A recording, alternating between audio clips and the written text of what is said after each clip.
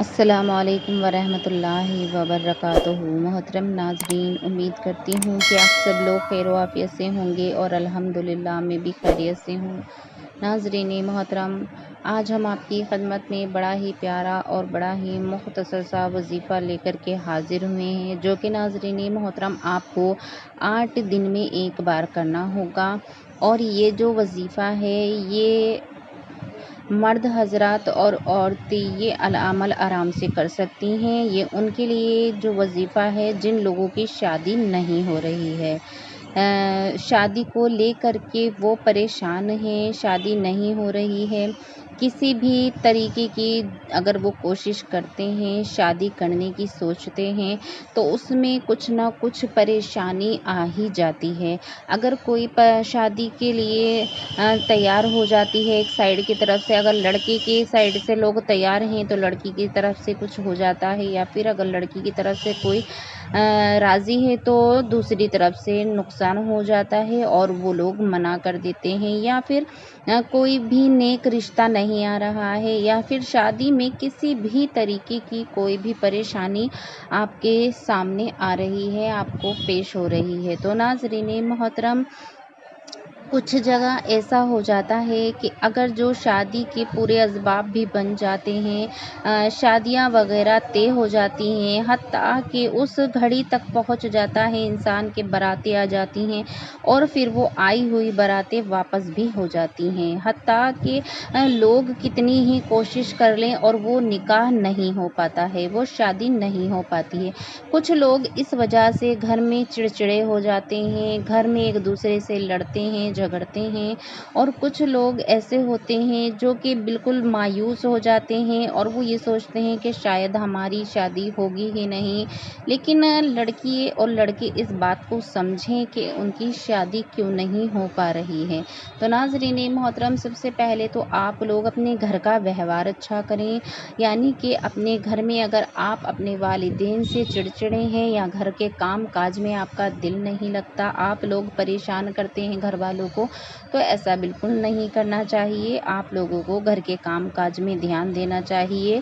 اور رہی بات شادی کی، تو اس کے لیے آپ کو اللہ رب العزت سے دعائیں کرنی چاہیے، کیونکہ ناظرین محترم، سب سے پہلے آپ لوگوں کو یہ بات سمجھ لینی چاہیے کہ اللہ رب العزت نے شادی اور بیاہ اور جو بھی بات ہے وہ سب اپنے ہاتھ میں رکھا ہے، سارا نظام اللہ رب العزت کے ہاتھ میں ہے، اس میں گھر والوں کی کوئی غلطی نہیں ہے۔ گھر والے اگر آپ کی شادی کرا بھی دیتے ہیں یا ہو بھی جاتی ہے تو کسی نہ کسی وجہ سے وہ رشتہ جو ہے وہ بگڑ جاتا ہے، اس کے حالات ایسے بن جاتے ہیں، کچھ شادیاں ٹوٹ جاتی ہیں، کچھ ہو نہیں پاتی ہیں۔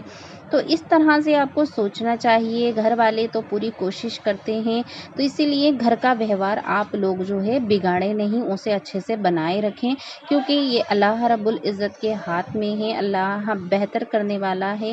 جب اس نے آپ کی شادی کا وقت رکھا ہوگا اسی وقت آپ کی شادی ہوگی، چاہے آپ کی کتنی ہی عمر ہو جائے، لیکن میں خواتین کے لیے یہ بات کہنا چاہتی ہوں کہ خواتین کی عمر سے ریلیٹڈ کافی سارے ایسے مسئلے ہو جاتے ہیں جو کہ ان کی شادیاں ٹائم پہ ہونا ضروری ہوتی ہیں۔ تو ناظرین محترم، آپ سے گزارش کرتی ہوں کہ خواتین اس عمل کو ضرور کریں، ان کی شادی انشاءاللہ ان کی پسند سے راضی خوشی اور جلدی ان کی عمر ڈھلنے سے پہلے ان کی شادیاں ہو جائیں گی۔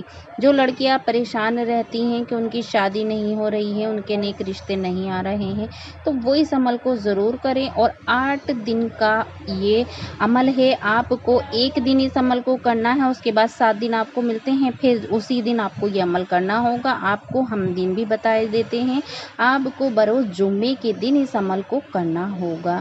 جمعے کے دن یہ عمل بہت ہی مجرب عمل ہے اور بہت ہی پاورفل یہ عمل ہے۔ آپ کو جمعے کے دن اس عمل کو کرنا ہے صرف ایک بار، اور بہت ہی مختصر سا عمل ہے۔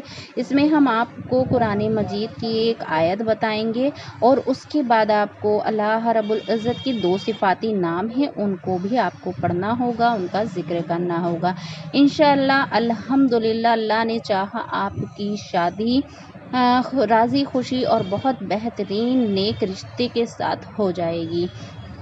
अगर लड़की करना चाहती है तो लड़की की भी हो जाएगी, और लड़कों की अगर शादी में देर हो रही है या नहीं हो रही है तो वो भी इस अमल को कर सकते हैं, उनकी शादी भी जल्दी हो जाएगी इंशाअल्लाह। तो नाज़रीन मोहतरम, चलिए अब देर ना करते हुए चलते हैं वजीफ़े की जानिब और देख लेते हैं वजीफ़े का तरीका। तो आप अच्छे से समझ लें वजीफ़े का तरीका। आपको ये अमल जुम्मे के दिन करना है, ये जुम्मे के दिन का वजीफ़ा है। शादी नहीं हो रही है तो इस अमल को आप ज़रूर कर लें इंशाअल्लाह। चंद रोज़ में ही अल्लाह रब्बुल इज़्ज़त आपकी शादी के, आपके नेक रिश्तों के असबाब बना देगा। मौलाए करीम बहुत ही रहमान है और रहीम है। वो हर शख्स की मुसीबत परेशानी को समझता है, अच्छे से जानता है। कुछ लोग तो ऐसे होते हैं कि उनके वालिदैन भी नहीं होते हैं और वो लोग जो है परेशान रहते हैं, उनके घर में कोई काम काज करने वाला नहीं होता है, उनके घर में कोई काम काज करने वाला नहीं है, और वो लोग